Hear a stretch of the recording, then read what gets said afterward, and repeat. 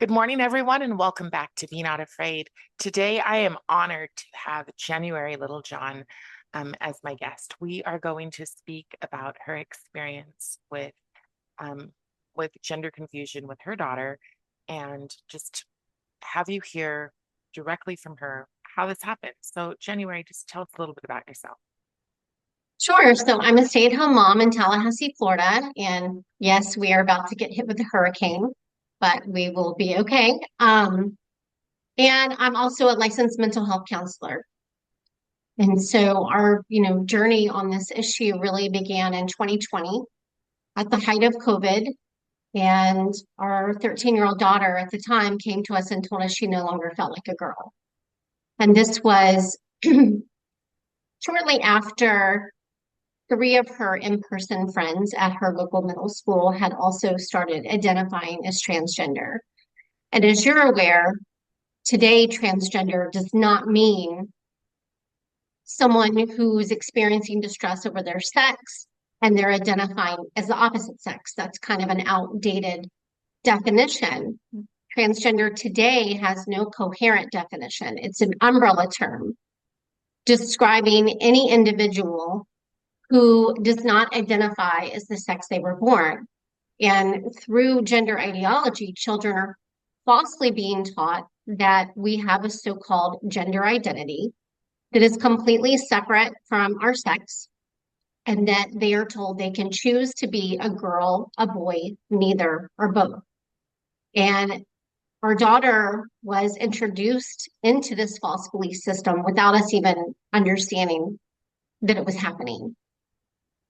So we were really caught off guard with our daughter coming to us and telling us this. And as a counselor myself, we took this very seriously. Like so many other adolescents during this time, she was experiencing anxiety, symptoms of depression because the schools were shut down. My daughter has both ADHD and she's also gifted. So the lack of structure really placed her into a bit of a mental health spiral on its own. So we elicited the help of a mental health professional to not only help us navigate what she had just told us, but also to help us sort through other issues that she was having. And so as we navigated through the spring and then into the summer, we luckily did find a therapist because during the height of COVID, it was very challenging to find a therapist. And as school was starting, I reached out to the school and notified a teacher via email about what was happening because we were not allowed on school campus. All communication was done via email. And I had really, prior to this occurring to our family, had seen the school as a partner in so many ways. Many of the teachers were my friends. I, in fact, was a substitute teacher in our school district. And I was also a very frequent volunteer at all of my children's schools. In fact, at this middle school, I was volunteer of the year. I had run their coffee room for some time, and I just really enjoyed being a stay-at-home mom and being involved in my kids' everyday lives. Well, it turns out the teacher that I had emailed was the LGBTQ advocate on campus. I was unaware that there was such an advocate on that middle school campus, and come to find out every school in our county, including the elementary schools, had a designated LGBTQ advocate. Was this through GSA? It was. It was not, it was through an organization called Equality Florida. I believe you have something We similar have in Utah. Equality Utah. Wow. Okay. Mhm. Yes. And we can get into kind of where my research led after I Right. finished talking about what happened with our daughter. So I let the teacher know that we were not affirming the name and pronouns at home because my daughter had wanted to go by a new name, a different name. And this was all escalating very quickly. My husband and I were really just struggling to keep up with even things that she was talking about. Like by this point, she was asking for breast binders, which I was unaware that teen girls were binding their breasts. And This was very alarming to us. We were very, very concerned about our daughter. Again, because she had not exhibited any kind of distress over her sex leading up to this. And so I also let the teacher know that we had elicited the help of a mental health professional to help us navigate this, and that I also felt my daughter's confusion was a direct result of this friend group. I did not hear anything else for a couple of weeks until my daughter got into the car and said, Mom, I had a meeting today about my name, and they asked me which restroom I wanted to use. I was shocked. I was very confused. Number one, how and why they had met with my daughter without letting me know that they were having a private meeting with her.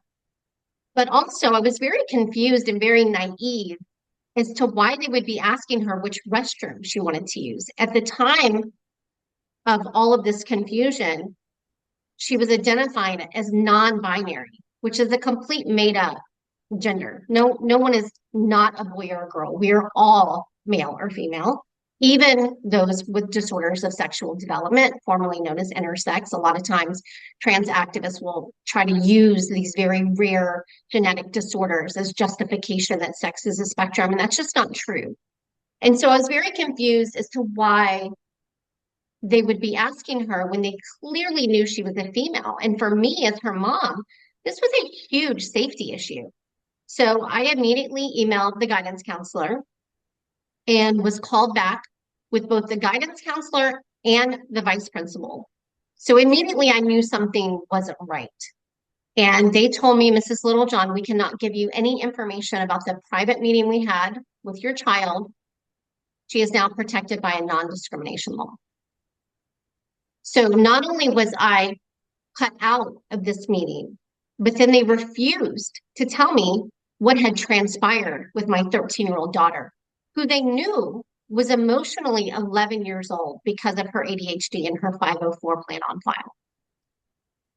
So my only recourse was to reach out to the assistant superintendent of the district, which I did, again via email.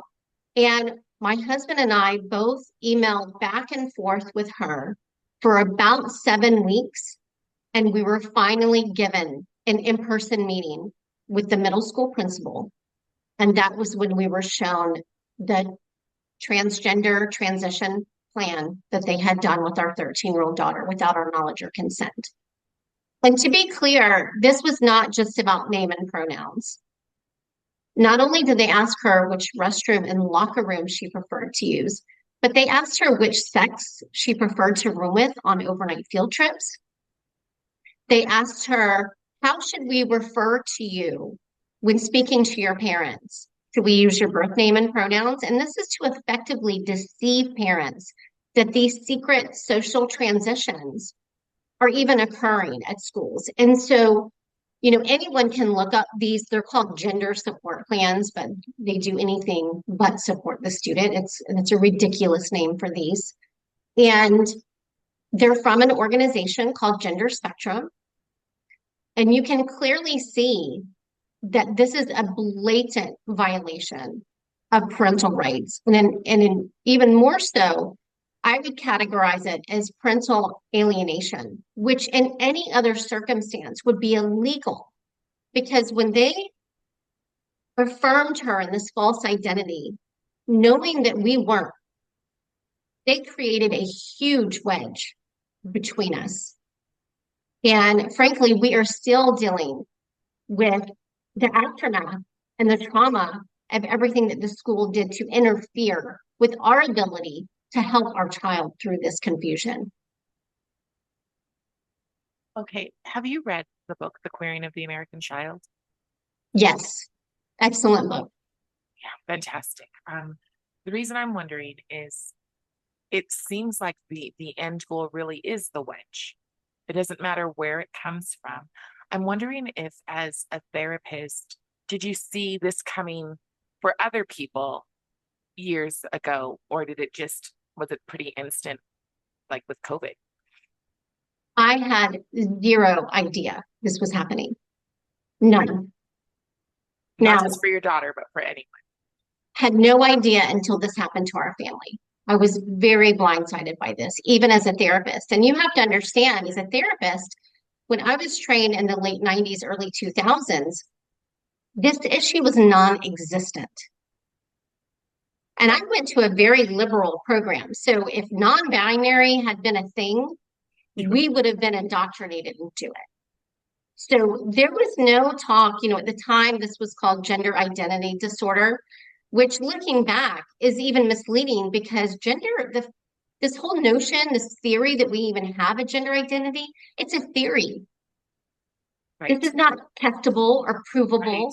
And so we're codifying this made up belief, this internal feeling of our gender. I mean, Carrie, it would be no different than us having a race identity. How Right. is this different? Right. But yet they slapped a diagnosis on it, which it is a mental health issue. Right. If you were Caucasian and fully believed that you were Asian or African American and you started doing medical changes to your body to align your race identity, your internal sense of your race with the realities of your body, we would think that's insane. Well, we would This have. is no different.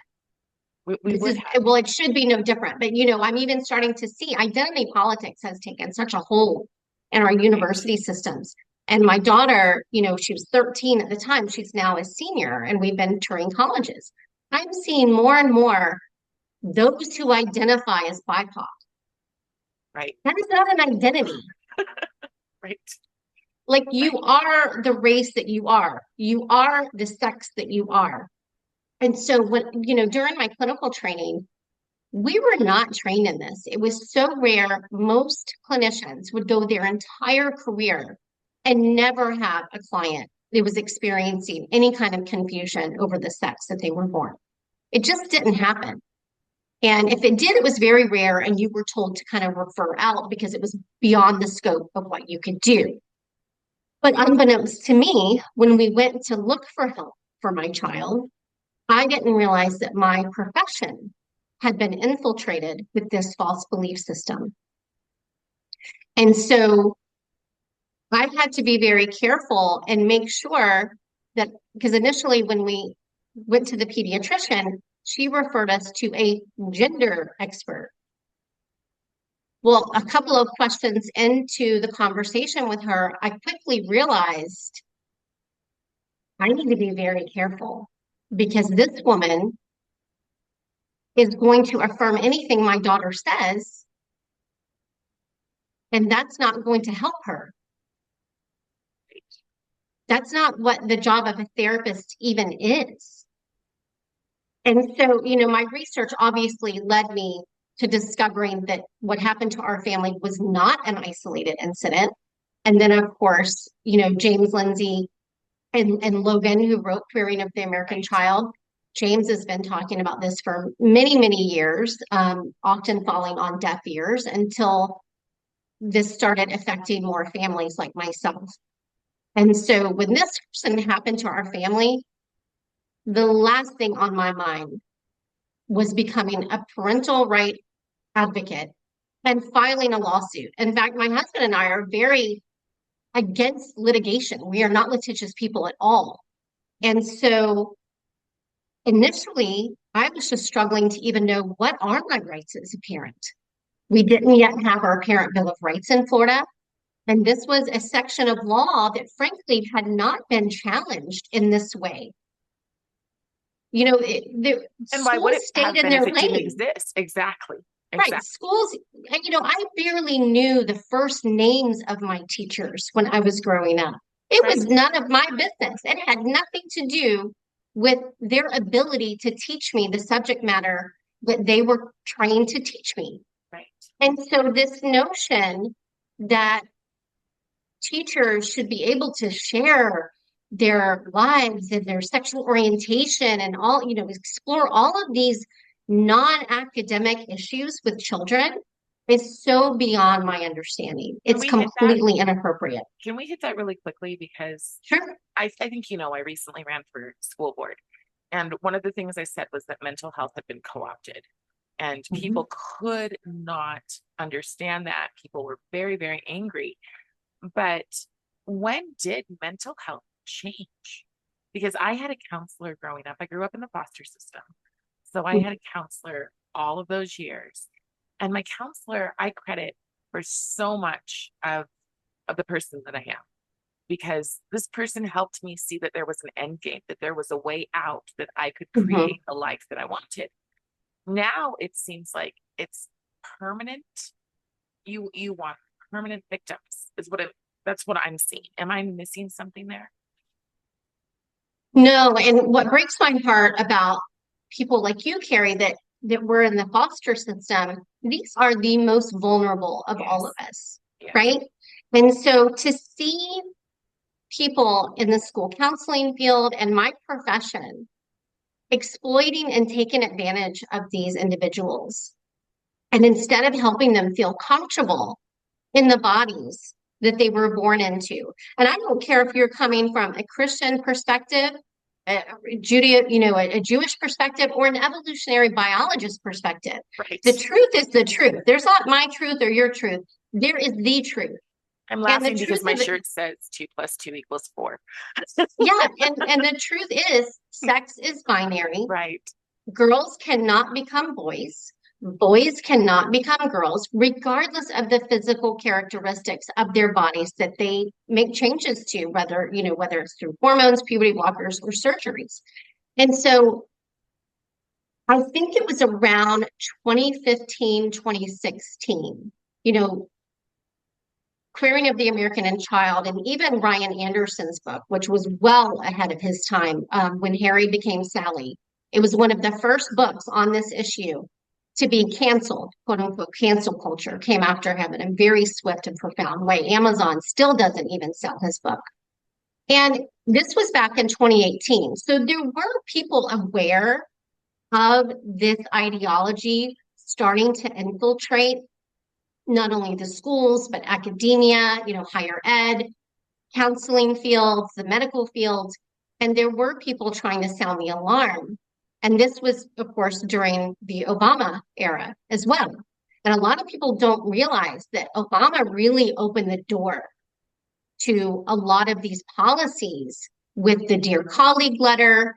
And what you see happening now is this theory of gender identity spreading rampantly as if it's factual, if it's truth. And then it's being codified into law. And that is very dangerous. When you start to look at Title IX and single sex spaces, you cannot claim to have protections over girls through Title IX and then also claim that we can protect the made up theory of gender identity. So, but to answer your question, it was around 2015, 2016 where this ideology started to really take hold in my profession. And so I think there was also a lot of conflation with sexual orientation and the born this way messaging that really worked when it came to gay rights and getting gay marriage legalized. The transgender movement tried to ride the coattails of that. Wow, it's And very, very different to be able it to is. choose and be non-binary and have gender fluidity, but yet you're born this way. Well, there's so many contradictions in this, Carrie. First of all, this is why they strategically, LGB became LGBT. There was really no thought is like, should these be together? Does this make sense? And so being gay does not have anything to do with number one, having people accept your reality of yourself and demanding, people adhere to your reality of yourself and your self-perception, nor does it involve medically changing children's bodies in a very harmful and irreversible way. And so that's what really kind of put me over the edge when it came to this issue. Because after we sat with the middle school principal, by this time, my daughter was already cavalierly, because this was late October. She was already cavalierly talking, like using euphemisms I had never heard of, like top surgery. Well, just so you know, I want top surgery. And I'm looking this up and I'm horrified to see that this is a double mastectomy. My 13-year-old daughter wants to cut her breast off.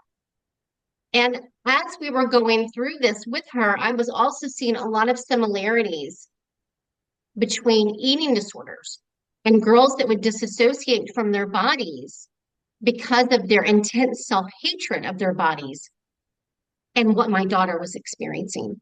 It was very similar. And so as we're navigating the parental rights violation that the school did, I'm also horrified and very disoriented that the culture that was around, it was almost like I woke up in the twilight zone. That that people around me were cheering my daughter along her self-hatred in this path that I knew nothing about until this happened to our family. I knew nothing about children being castrated, chemically castrated with puberty blockers, which was a drug used to treat prostate cancer and chemically castrate sex offenders. Can I tell you from my medical perspective? So I have polycystic ovarian syndrome, right? And if you look at some of their gender things, they will say that automatically makes you on the spectrum, the gender spectrum, because you have that. Now, when I was younger, of course, what woman wants to wake up and I know this is blunt and somebody might expose it, but what woman wants to wake up and have to shave her face? Not a fun thing. Okay. I remember when I first saw the trans stuff happening, going to the doctor and saying, "Hey, what are you putting them on? Because I would like to have that too. Like if men can stop this, and I think women should be able to stop this as well." And my doctor said it's unsafe. Mm-hmm. Mm-hmm. So now my doctor will give it to me. And nothing changed. It's just, a different doctor, I guess, changed, but they say that it's unsafe. Now, if I was still in the age where I wanted to have children, I would not take it. Mm-hmm. But to give it to children who don't know, and of course, most 13-year-olds, most don't want to have kids right now. They're not thinking about it. If you hear, they're like, Right. gross. Exactly. Right. I mean, and kids are supposed to be a protected class. Right. That was something we all agreed on. It did not matter what political side you were on. Right. And so it is such a disservice to really having the evidence lead the way when it comes to treating children experiencing the distress that it's been politicized. And the reason it's been politicized is because the medical community was not doing its job. It should have been self-regulating. It should have acknowledged that harm was occurring. And instead of doing a systematic review, which is the gold standard to ensure that you are Doing doing no harm. evidence-based. Right, exactly. That you're not harming a vulnerable population of children because we know, based on many years of brain development, children don't have the cognitive maturity to consent to this. They just don't. And this is why we have laws and protections over all kinds of things that children can't consent to themselves, and even parents can't consent to it. So it doesn't matter if a parent loves tattoos and wants to tattoo their child. That is against the law. So there are limitations, even to what parents can do to their children, even if parents approve of it. And so when I learned that they were blocking puberty in children with off-label drugs, and not temporarily, this it's not a pause button like the activist doctors say. This is a freight train toward irreversible, lifelong medical care. They are turning these children into lifelong medical patients. They will need to be on these cross-sex hormones for life. And not only that, we're now seeing that they cause horrific complications in these patients. So even the detransitioners, when they realized this was a mistake, when they realized they were lied to, that this didn't fix their distress, because as you know, Carrie, many of these children, they're vulnerable not only because they're children, but because they're on the spectrum, they're on the autism spectrum, or they've experienced some kind of trauma or have comorbid psychiatric issues. They realize all of these medical interventions did not fix the true root of their distress. And now they're not only left with that, now they have these irreversible medical complications that many doctors don't even know how to treat. This is experimentation on vulnerable individuals, unregulated in real time. And the reason why, we didn't see this for a very long time is we weren't even doing this. This came over by Dr. Norman Spack in 2007, and he opened the first pediatric gender clinic at Boston Children's Hospital. And then it has taken off from there. Now we have well over 300, including private doctors' offices, giving out these types of experimental interventions. But what I also found out that they were doing surgeries on children, even though for many years, including back in 2020, 2021, people would say surgeries aren't happening on children. Right. They don't do that. That was a lie. We knew it was a lie. We had proof it was a lie. And the media still, the mainstream media still is complicit, other than a few outlets like the Reuters investigation that have actually done investigative journalism and shown the truth that girls as young as 12 years old in our country have undergone double mastectomies. That is criminal. Breasts at that. They're not even. And boys have been not just chemically castrated, but surgically castrated as young as 16. And they've, of course, tells that's not happening either, as if a double mastectomy is not a surgery. But these other surgeries are absolutely happening on minors. And even if they're rare, it should never happen at all. I have a question as far as the autism goes, because to me, and I don't have a great understanding of this, but it seems to me that autism, part of it is that you're very concrete thinker. This is evil, this is good, tends to be the way that it goes. And so it seems to me that a lot of people who, well, once you were pulled into this ideology, which is what it is, once you're pulled into this, activism is a massive part of it. So is that really the goal? Because it seems to me it's two parts. One, to sterilize, as many people as possible. And two, to create activists who will violently do what needs to be done. Not that every single person who is trans is violent, but I know that activism is a huge part of, say, the GSA or GLSEN clubs. Yeah, I mean, unfortunately, in many school districts across our country, they are much more focused on social justice issues than they are academics. And we see this in our declining literacy rates. Why are we focused on social justice when we have children that can't read above a third grade level? That should outrage every American in our country. And so I think it's a little bit even more nefarious, Carrie, because you said it was an attack on families, and I fully believe it is. This is a complete attack on not just parental rights, but it is driving a wedge and taking the child away from the family, having them distrust the family. And so that's why I use the term parental alienation. They're alienating that child from the family.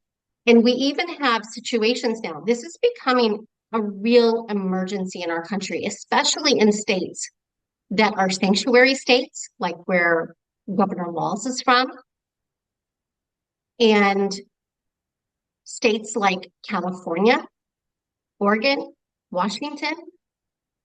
They are taking children away from loving parents because the parents refuse to affirm this false belief and instead want to affirm their children in the reality of their bodies and protect them from these irreversible medical interventions, by the way, that they have stopped doing or severely restricted in other countries that are following the evidence, because they see, as in the Cass review, that number one, there is no good evidence to be doing this on children. And number two, that the risk far outweigh the benefits. And so when you have schools, and I tell parents, even here in Florida, you cannot protect your child from this ideology. It is in movies. It is in children's programming. It is in video games. It is Can you explain that one? everywhere. I don't think, oh, I don't play them. But I am wondering, how is it in video games? How does that work? So there's so much propaganda. What parents have to understand is all of these sexualities, all of these gender identities have their own flags. They have their own colors. They have all these made up pronouns for kids to pick from, the ze, zer, and the they, them, and all of these made up pronouns. They call them neo pronouns. And they tell children, and of course, there's books upon books. And a lot of these books are even geared toward toddlers. So you have states where gender identity ideology is mandated to be embedded into every subject. So I'll give you an example. Bye bye binary. This is a book that has the theme of doctors, when you're born, make a guess as to what your gender is. And sometimes they guess wrong. And so, right there, you are destabilizing that child's identity. You are completely destabilizing it because you're making that child falsely believe that number one, they could be a girl trapped in a boy body or a girl trapped in a boy body, or they may just not be the sex that they were. Even the term assigned at birth is an activist term. Sex is not assigned, it's observed. And it can be observed even in the womb. And so you've got all of these identities being marketed directly to children. You've got worksheets like the gender unicorn, the gender breadband. There's a gender snowman version. There's a gender teddy bear version. And it doesn't matter what kind of cutesy animal you use, it's all teaching the lie that children can be born in the wrong body and that they choose their gender. And so when it comes to the video games, what'll happen is, and this happened to my son. He was 10 years old, and so I had to learn while my daughter was indoctrinated into this false belief system, I needed to protect my other kids.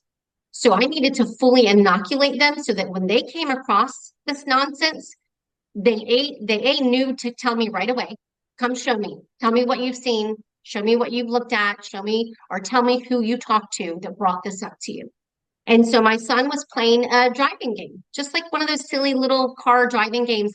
And as he was driving down the street on the video game, there were pride flags all along the street. And not just rainbow pride flags. There was the trans flag, the asexual flag, the non-binary flag, the bisexual flag. So you have kids getting these constant subliminal messages like that, and they don't even realize it. In a game like Roblox, they have what's called skins. And that game is very appealing to kids that are really into this identity issue because you can choose any kind of sex, character that you want to be, right? And then with these clothes and these skins, there's all kinds of pride paraphernalia that you can use. And then, of course, you have this subculture of trans identification. I don't know if you've heard the term furries, but that's been going around schools as well. So even on Roblox, you can have these little cute cat headbands. Kids know what they are. They know that these are furries. And, when my daughter was introduced into that whole subculture, for her, it was very innocent. She loves animals and she loves cats. And my youngest son is allergic to cats. So she was like, oh, this is so cute. I can wear cat ears. But when you really look at what that is, and you see like the big furry like costumes, and there's a whole like cosplay element to it, there's also a very deviant sexual element to it. And so parents, I am not a proponent of children having unsupervised internet time at all. And I do not think any child under the age of 16 should have a smartphone. There are way too many alternatives because it is so easy nowadays. So easy. My husband and I, we thought we were doing the right thing. We had barked on my daughter's phone. She was not allowed to have any social media. It doesn't matter anymore. This is all over YouTube. Even if you don't have a TikTok account, kids can access TikTok videos. It's not hard. And then with the algorithms, eventually it leads them to things like Discord. This impacts the artist community profoundly. All you have to do is go on Deviant Art Or or that even Magna, right? Scratch. Magna, Magna, that I have has, not heard of that one, but I'm not okay, surprised. But all of okay, this is rampant with kids putting in their profile pronouns and flags, and it's all there. And even that like normalizes this idea that your outsides don't match your insides, right, even for very young children. And I think that what parents don't realize is A, they think it's not going to happen to their family. And even if their family isn't, even if their child isn't like my daughter who was vulnerable because she did have a difficulty fitting in. And back to the autism, you asked why are they more susceptible? All kids have a need and a desire to feel accepted. And kids on the spectrum, it's very hard for them to fit in, and they are looking for a reason. Why am I not accepted? Why don't I fit in? And when they're given this answer, so it's a perfect storm of a lot of different things because you've got this ideology being, not only in the social media and everything else, but it's being taught through social emotional learning programs. It's being taught through sex ed. It's being taught through anti-bullying and non-discrimination programs at school because we've got to be kind to everybody, which means we have to accept everybody. And so even if your child is not vulnerable to becoming trans identified themselves, they are being taught to be an ally, which means they are being indoctrinated into the same false belief system. And they're being told falsely that the only way to show kindness and love to people is to affirm them in this lie. I was going to say, And make sure that you know that affirm equals lie. It that's right. literally equals lie. I think another thing That's is right. is that it's not just that they're being taught to be this way. They're being shamed if they're not. That's right. And they can even get in trouble. If Biden's Title IX regulations had gone into effect, it would have been sexual harassment for a child to not use someone's preferred name and pronoun because they're trying to protect gender identity in the non-discrimination policies. Right. And there are some schools that have instituted this already, even though it's not law. Right. And so parents have to be very, very vigilant. And I truly believe the only way we're going to end this, not just with lawsuits, I mean, we have to be hitting this in a lot of different ways, but we have to be inoculating this younger generation from this ideology altogether so that they know it is complete made up garbage that is harmful. So how do we do that? So I teach in homeschool co-ops and I do my best to as age appropriately as possible, let them know. So one example is I've looked at some of the leftist tactics and I've refigured them out. So I've had the kids, I've showed the kids how easy it is to be manipulated um, Mhm. by telling them that in Russia, they would close their eyes and pray to Stalin or they'd pray to God and ask for candy and they wouldn't get it. Then they'd open up their eyes and they would pray to Uncle Stalin. And then when they closed their eyes, they would get the candy. And it's that fast to make a kid's mind change. And I've done that with my class. And then afterwards explain to them what I did, right? So I've used SEL and I've gone, well, this is what they do. This is how it works. Because I feel like our children really do need to know these things. And it breaks my heart that our kids need to know these things. But we're in a battle. We're in a Yeah. battle for our children. And if we don't, so what's age appropriate? Like I have two questions that have come up really relevant. I have a friend who reached out to me because her daughter is now a Therian. But when she talked to her daughter about, because she called me and I had a discussion with her, and then she had a conversation with her daughter, and her daughter said, "No, mom, I'm just playing horses, but we are different than furries because furries are just cosplaying, but this is part of our actual identity." But so she's very confused in what she does and does not believe in Mhm. stuff. She's just getting started, and you know, when her mom sent me pictures of the very detailed mask that's full face and the hands and the tail, and the little girl's sitting up on, and she's 12, right?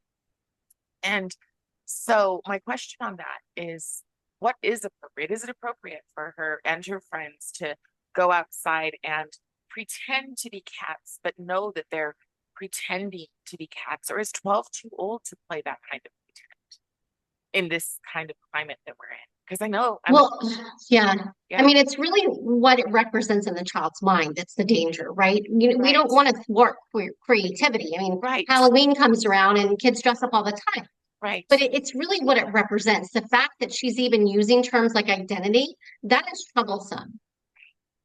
right, Like for her, she's not just a little girl putting a horse mask on. And that's where the line is. When you start to go into these fantasy worlds and falsely believe that you are part something other than human, or you are a sex other than what you are, that's a problem. right. And so when I'm talking about inoculating, I'm talking, like you said, age appropriate. And if you're coming from a Christian perspective, like I am, there are a lot of really amazing books out there, and I'll send you some that you can post You, if you'd like that. But there's also, some for the secular world as well. So you have No More Secrets, written by the Lips of TikTok founder. You have Johnny the Walrus, which is kind of a funny take on all of it. You have Elephants Are Not Birds, which is a great representation of, you can't change your sex. And then the more Christian ones are talking about God made me a girl.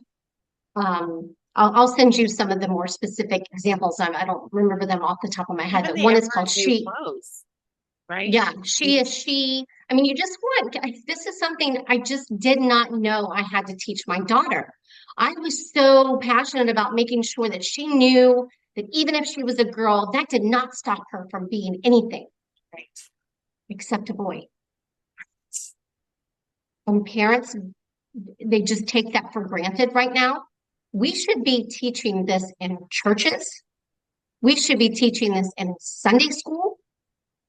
Pastors should get off the sidelines and preach this from the pulpit, because this is a radical ideology that is not only destroying families, just completely ripping families apart, because these kids are being told, if your parents don't immediately affirm you in this identity that you've chosen out of nothing, they don't love you. They don't accept you. And they talk about glitter families.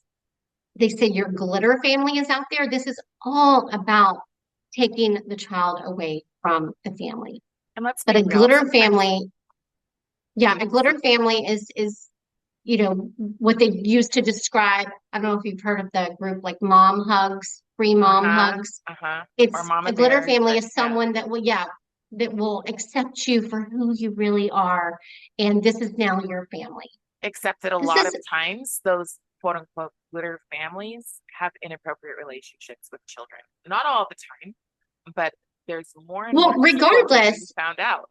Yeah. yeah, regardless, anybody who is trying to take a child away from their parents Yes. is wrong. Let's be very clear about that. There's no nobility here. I And a want to lot say of with a these good people have a parents. savior. Yeah, Yes. a lot of these people have a savior complex. And, I'm glad you brought that up, because oftentimes everyone's like, well, what about the ones that are abusive? Well, abuse is even now being redefined Right. to include parents that actually want to protect their children Right. from these irreversible interventions, protect them from the lies of gender ideology. So we have to be very careful to not fall for these things that have been weaponized, like Sure. suicide and abuse, in order to further wedge that child away. And it's so bad now. I'm hearing of not just children being taken from parents by the state, there are actual LGBT shelters, Yes. homeless shelters Yes. that are They're calling them teen youth traffic. centers. We've got one They're being built right trafficking now. centers. They are trafficking these children, helping them emancipate, giving them burner phones. Wow. And then you've got states where kids can make medical decisions starting at age 15, Right. 13 in Washington state. What are we doing? Who's going to protect these kids? It is just it. It's beyond my understanding. And it is just so incredibly evil to think that this is good for children, to think that cutting their healthy breast off of a 13-year-old vulnerable girl is somehow healthcare and going to fix her mental health problems. It is outrageous. But with the abuse issue, Carrie, and I'm sure you're sensitive to this because you run the foster care system, which is understandable. But schools are mandatory reporters. I am a mandatory reporter. But you can't presume all parents to be a danger to their child with no due process. So think about this. There are parents who are actually abusing their children that have more due process than a parent that's trying to lovingly protect their child from irreversible medical interventions. Yes. So how did we get here? How did we get to the point where parents have no courage? I've seen people, I've posted, well, this teacher is now asking for pronouns. And they're like, well, can my kid get in trouble if they don't use them? I'm like, that's not the correct answer here. The correct answer is, what the heck is this teacher doing? They have no right to do this. Too. And but people are the least resistance they possibly can have. And I'm sitting there going, but it's our kids on the line. And if That's we right. are afraid to have courage, how That's right. can we expect our children to have courage if we're not modeling it for them? Well, that's exactly right, Carrie. Our children are watching us. And if they're not worth standing up for and fighting for, what is? And what message are we And sending them? What message that's are we sending exactly them when right. we go, And that they're sorry? not worth it, that they're not worth fighting for, that they're not worth losing some friends. Get over it.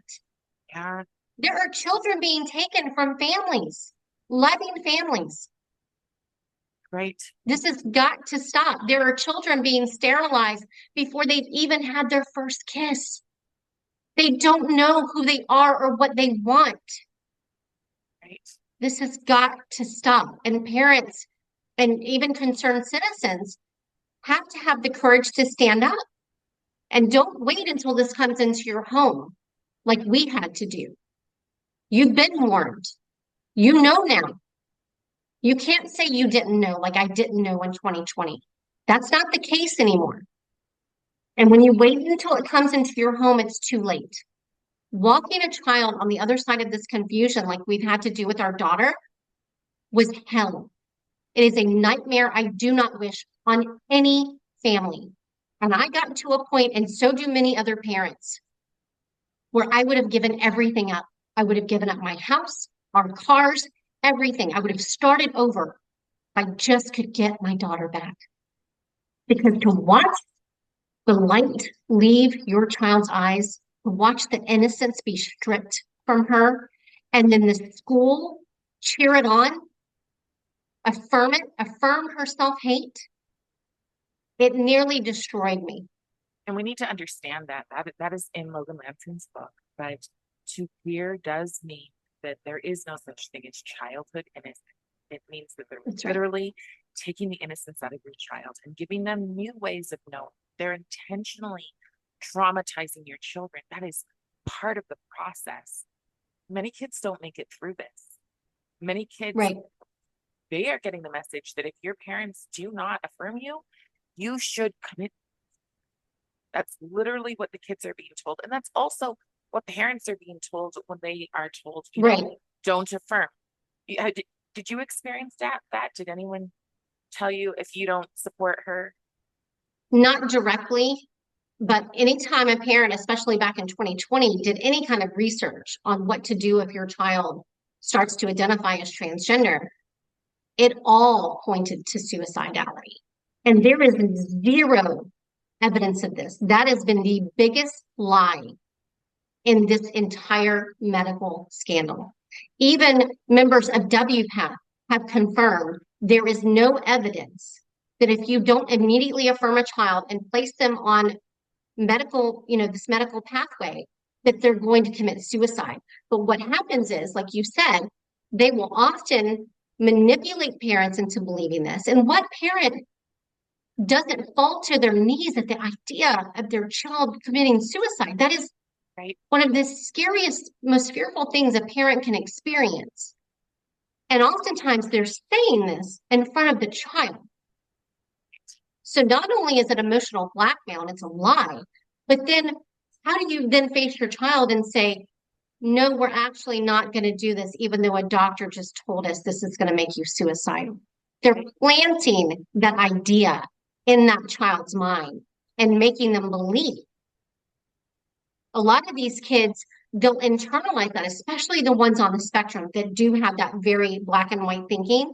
They'll say, well, if I don't get this, I'm going to kill myself, as if it's an after the fact statement, like it's a guaranteed outcome, as opposed to, no, that's a choice people make. And this, as a clinician, that part really outraged me the most because that is not how we deal with suicidal ideation. We don't give the client anything they want. We don't affirm that they're actually overweight, or we don't affirm the voices in someone who's having a psychotic break in their head. Like, we don't tell them that you're right, those are real, that those are real voices. You should pursue that. No, that's unethical. right. This is no different. And I just didn't understand why, number one, we would be doing these medical interventions. But why would a therapist fall for this lie that we shouldn't be helping them feel comfortable in the reality of their bodies? Some states are actually calling that conversion therapy. That is not conversion therapy.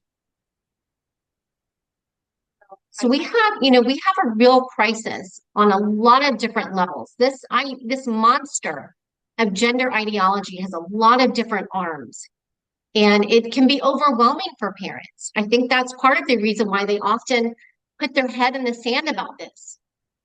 But if we had collectively stood up and said, no, my daughter won't play against a team where there is a boy on the team.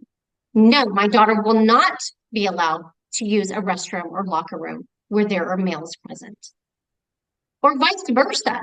There was a horrible incident down in Florida back in it was either 2020 or 2021, where a girl who was identifying as a boy, using the boys' locker room, undressed in front of a male teacher and all of the male students. That would be illegal in any other circumstance. And so I'm grateful for the teachers that are standing up and filing lawsuits. Those lawsuits are actually winning. So teachers, be emboldened to stand up and say, no, I will not keep this from parents. I will not lie. And stand up for these families. You are not the parent. Schools are grossly unqualified to be doing these kind of interventions, which are psychotherapeutic interventions, but they're also the first step toward medical intervention. This is where you get the school to clinic pipeline. There's a great toolkit that parents can look up called Gender Toolkit. It's gendertoolkit.com. And then I've also helped create a huge web page on our Do No Harm page for parents that have books and podcasts and support groups. I mean, thankfully, there's a lot more help out there now than there was in 2020. And I'm incredibly grateful for the organizations and people in that space. I want to be clear about the support groups because a lot of times the schools will recommend a support group, and that group, and also churches. There's a lot of churches that will have we're helping families navigate this, and they're not. They're helping families embrace it. They're Right. both schools and churches are doing that. So teachers, I our backgrounds are so similar. I was the super uber volunteer as well. And I find that's the case with most of us. Most of us mama bears were the moms who lived at school, right? Right. Um, and so I have a really hard time looking at most teachers as being, "Meh, ha, ha, ha, ha, let's destroy children's lives." There are some. Yeah, It's I not, agree with you. I don't think that most of them are on board with this, but I think there's a huge silencing effect. it's a witch hunt. It is an absolute witch hunt. And I think that psychologically, again, I'm not the mental health professional here, but I think that psychologically, once you start to take, for instance, taking taking a shot or wearing a vax or whatever, or wearing a vax, sorry, or wearing a mask. Um, Once you start to do it, even if at first you were like, I don't like either of these things, once you start to do it, you resent those who chose not to. And I think it's the same thing. Like once you start to buy into the empathy track, you really become the most vigilant at shoving it down other people's throats.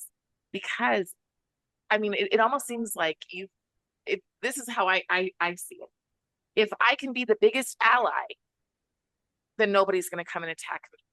It doesn't matter that I happen to be a white male or a white woman, whatever.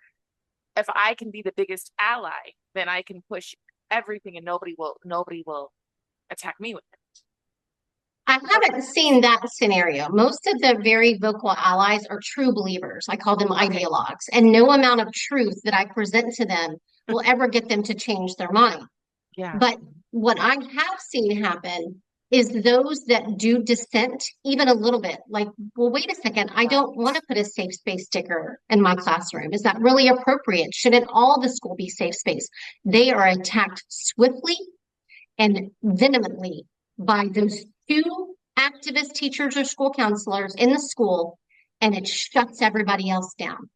They don't want to be picked on like that. They don't want to be seen as transphobic or homophobic or any kind of phobic term that they, throw at people.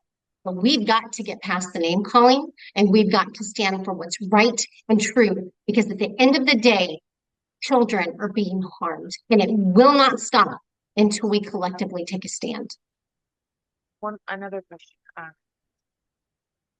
Did you feel it's kind of personal, so maybe you can say it from another person's perspective, but I know several families who are going through dealing with the trans identity stuff, and they feel that if they tell their child no to anything, and I think it goes to more than just trans identity in identity now, like children have learned to manipulate. And if their parents tell them no, they're afraid to, because the kids will say, well, then I'm suicidal, I'm leaving, That's a whatever else. huge problem. We have a parenting crisis in our country right now because parents have lost their identities. They have lost their authoritative role in their own family. This is a huge problem. And part of what I do when I help parents, I'm not helping their child, I'm coaching the parents. Parents have got to get back to parenting. Our children crave and need boundaries. And so that is a huge part of walking a child through this confusion is parenting through it, keeping them safe by setting appropriate boundaries. And you that involves saying no to your child, cutting them off from the internet. I 100% agree with you. And we are seeing the devastating consequences of giving children phones because parents will not say no. They adhere to the pressure that they feel externally from other parents or their own children. Our kids are more anxious than they ever have been. Phones are not helping. If schools really cared about the mental health, this is what really upsets me about all of this mental health talk. If they really cared about the mental health of these children, they would get the phones out of the schools. Sorry. Are you still there? I am. Okay, great. Sorry about that. I was getting a phone call. Yes. They would get the mental health programs out of the schools, IESEL. No, they would get the phones out of the Oh, the schools. phones. Okay. Now here's the deal. In Utah, we're a very religious state. Mhm. If a person who happens to be an administrator and a bishop, say, tells you this isn't happening, everybody just believes it. Phones do have a purpose, and that is for your child to be able to record those awful assignments. Because if we don't have them, we don't have proof. I have found that if I go to the news, they will say, do you have the video footage? And so there's a lot of people, what I find very interesting, the same senators who want Chromebook learning and SEL, and those are the exact same people who want, um, those are the exact same people who want the phones gone. And I know for a fact with my own child that he will say, Mom, this is incredible what the sub is trying to teach me. Here's a picture. And the lesson will be something like, would you rather trust a black man or a white woman? And then he sends me the picture, and then I have proof. Yeah, That's a problem. I have really mixed feelings about that because, is there more of a downside than the few instances where kids are, playing investigative journalists? I'm Right. not sure. I don't Yeah. have an answer to that. I Yeah. think that there's other ways that maybe we can get curriculum and get proof, like through FOIAs and things of that nature. But if Yeah. the bottom line is if we're having to get our kids to record these types of things, They shouldn't be there. parents need to pull their kids, right? Like that, our kids are not guinea pigs. Like if the building's on fire, we can still try to put I the fire agree. up, but get your kid out first. I agree. I mean, I think I agree partially, but like I homeschooled last year and it was a great experience. However, I have a kid who I am that kind of mom who the second he walks in the door, we are having conversation. We are partners in this Right. because he's lived it because and I do want to go into this with do no harm because I have been afraid to go to a doctor, not on gender stuff, because we're solid there, but on racial stuff, the what has been happening with quote Yes. unquote equitable health care. I'm Yes. very concerned. Like I do not want a doctor to say in 2020 when they decided that black people should be the first people to get the experiment. I was like, that's an interesting concept. That was first. And then they moved it to old people because black people were like, no, I don't think I want it to be the first to get your experiment. And everywhere I go, when I'm driving down the street, I'll see medical places that say, we believe in equitable healthcare, equal outcome healthcare. I want the best healthcare. Thank you very That's right. much.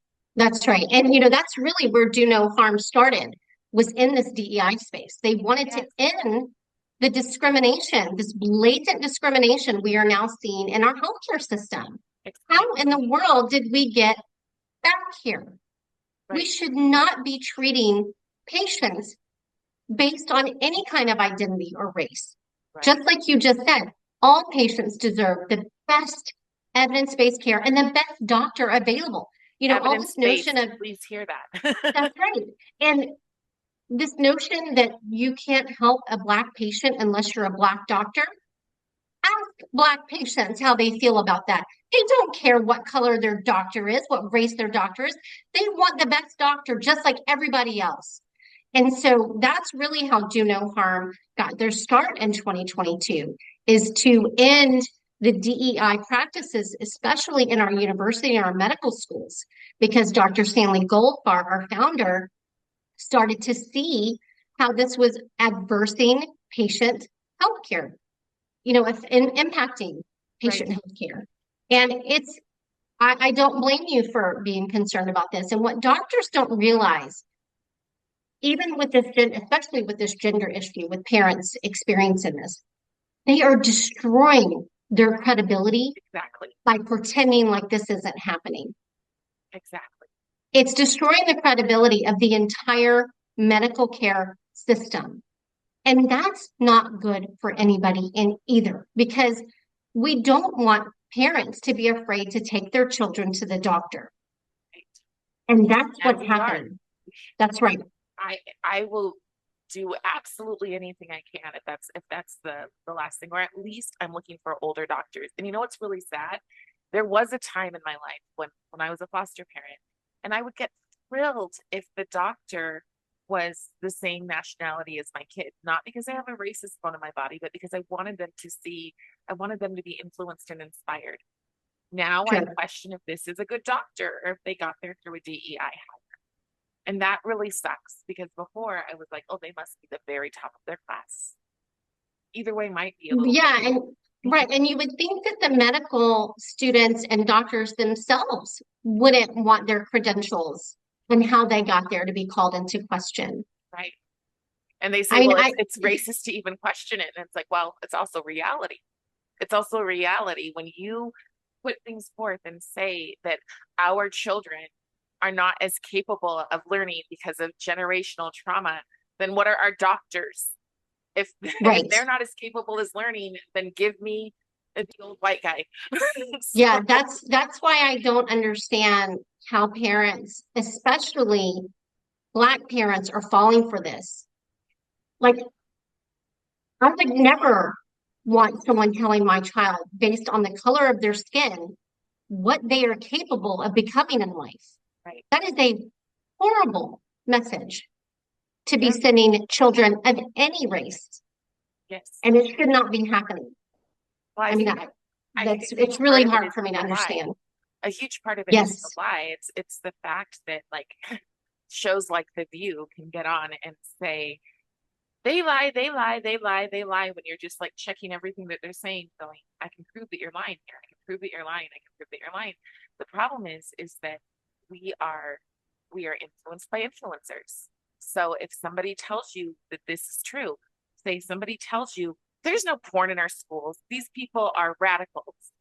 And it's like, well, if you want your middle schooler to see another kid giving another kid oral sex, then go right ahead. But that's in your schools, in visual. right. And back, let's bring it full circle back to Yeah. inoculating kids. The way Yes. that we do that is through critical thinking skills. And that's what it sounds like you're doing with your son. And I don't, I want to be clear that I fully understand that my mom was a single mom. She's a nurse. That was very hard for her to raise two children on her own. Right. She would not have been able to pull us out of public school.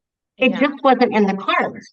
And so this is why I will not stop fighting for those kids who are now trapped in that system, whether they realize it's a trap or not right now. I want to save public education for all children. I want the academics to be leading the way again, the achievements of these children and what they're capable of. But let's set the bar low. How about we raise the literacy rates? How about we Right. start there? They Right. need to get the social justice and all this other nonsense, especially gender ideology, out of the schools. Great. And that will not happen without parents standing up and saying, no, you need to opt out. You need to file lawsuits. You need to pull your child if you can. Make sure the school knows that you're pulling your child. Because the other thing that I've seen happen here in my county, a lot of parents pulled their children and thought that that would send the message.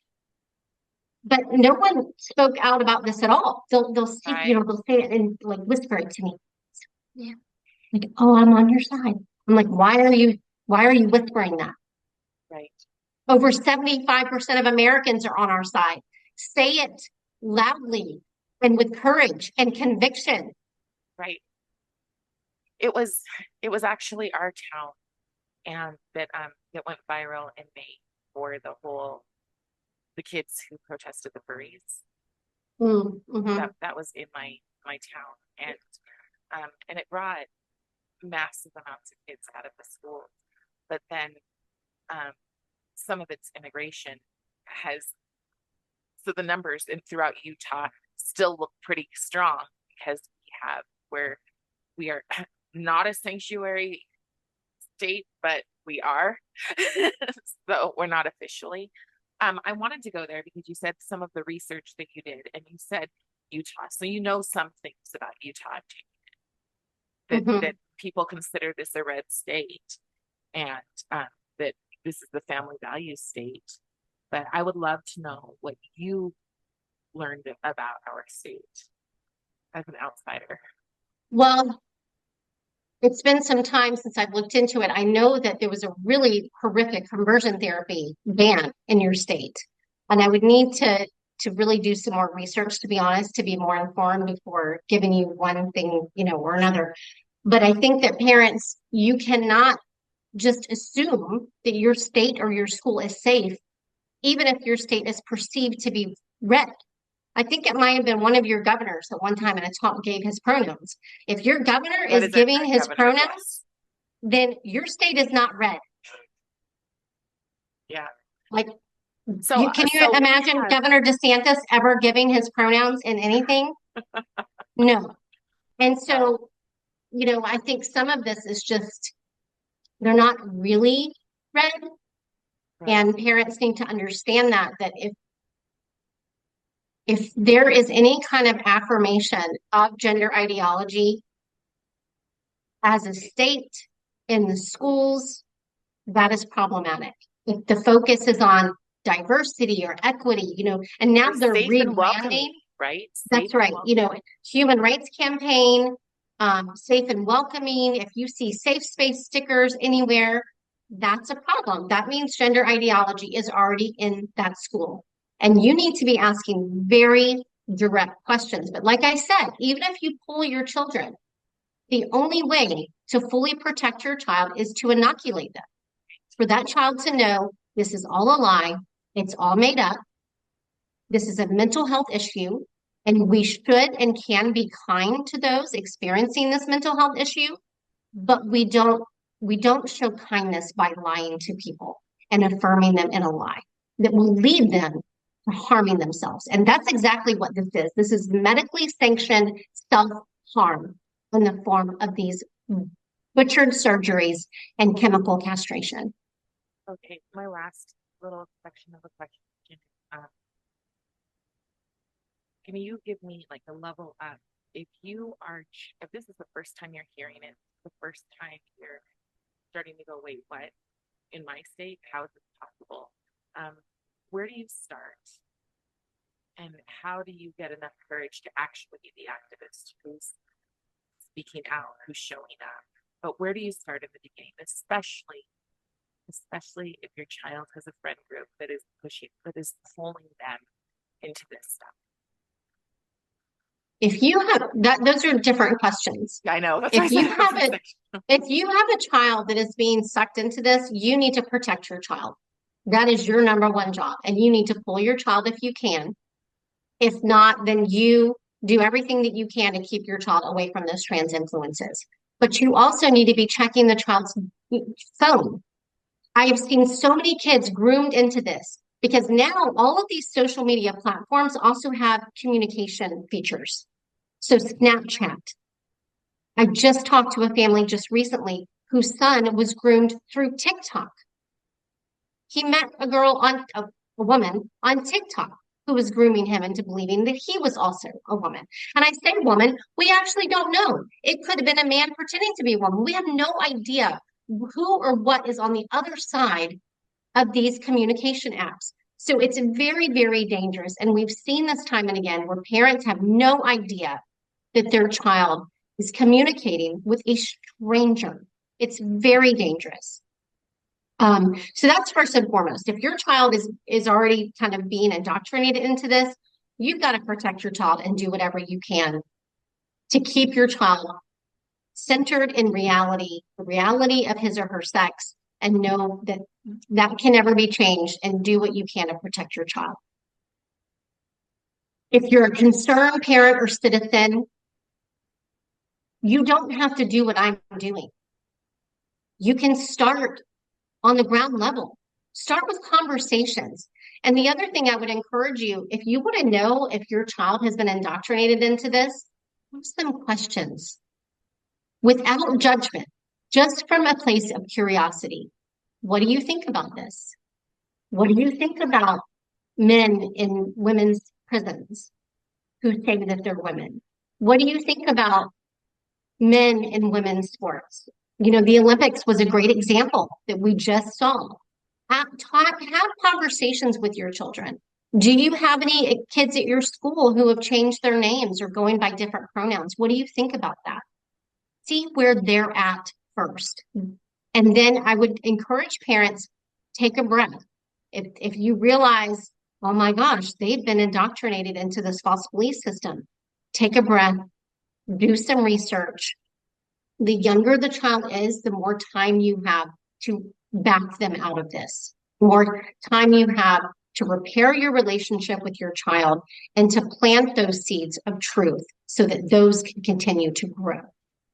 Embark on the teaching them the critical thinking skills. All parents should be doing this regardless as a way to inoculate your children. But have conversations with your neighbor. If you go to church or, if you're Jewish and you go to temple, have conversations with your faith leaders. Tell them about this. Talk to your teacher at the school. Where does he or she stand on this issue? Talk to your school board member, educate them, take them the gender toolkit or Abigail Schreier's book, Irreversible Damage, Abigail Schreier's book, Bad Therapy, so that they know that this overemphasis on mental health can actually be causing our children harm. We've got millions of dollars being put in to mental health care in our schools, and our children are not getting better. And no one is asking why. No one's doing anything different. And so I would just encourage people to have conversations. If you see there's a problem in your community and you have the ability to run for school board or run for city council, do it. That is the best way to make a really big impact in your own community. And then you go from there. I've met with legislators, not just in my own district, but in other districts. Sometimes it went well and sometimes it didn't. But this was something I had never done. Go testify on behalf of bills that are going to protect your parental rights. Email or meet with your legislators and say, if you don't have a parent bill of rights in your state, we need this. I want protection over my rights in our state. Can you please help me? There's a lot of model legislation out there parents have access to. You can look at a state like Florida and let that guide you, or go to a place like Heritage Foundation. They have a lot of great model bills that parents can then take to their lawmakers and say, I want this in our state to protect my child.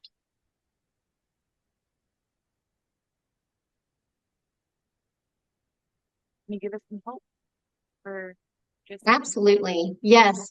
If you're a parent that has a child that's struggling, you are not alone.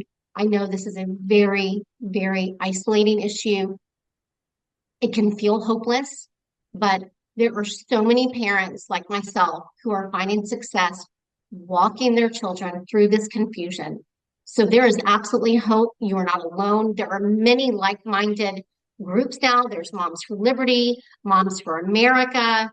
There's a lot of different groups fighting these issues. Find some like-minded groups and join them. You may stand alone at a school board meeting, but I promise you won't be standing alone for long, because the vast majority of parents feel the exact same way you do. You just have the courage. You have to have the courage to stand up.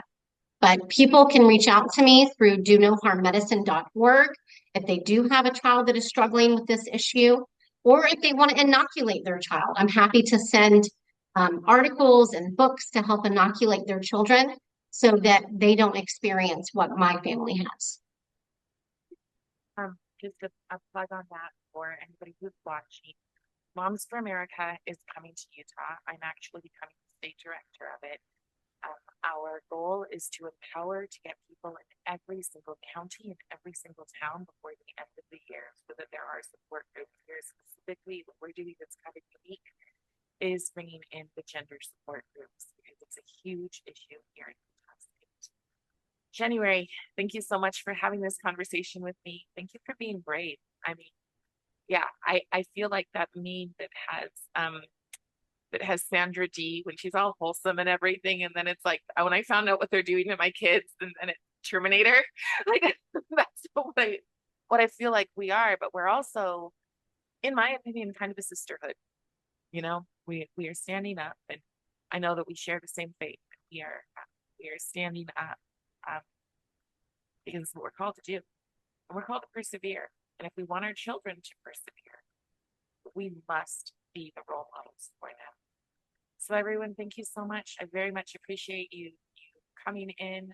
I will put this on YouTube as well. And January, I really appreciate it. Stay safe with the storm. Yes, I will. And thank you so much for having me, Carrie. And thank you for what you and Moms for America are doing. I'm so grateful to all of the moms and dads out there willing to take a stand for our children, because nobody loves their child like a parent does. And it's time that we unite and stand up for what's best for them. Thank you so much. Have a lovely day. You too. Thank you, Carrie. Okay, bye-bye.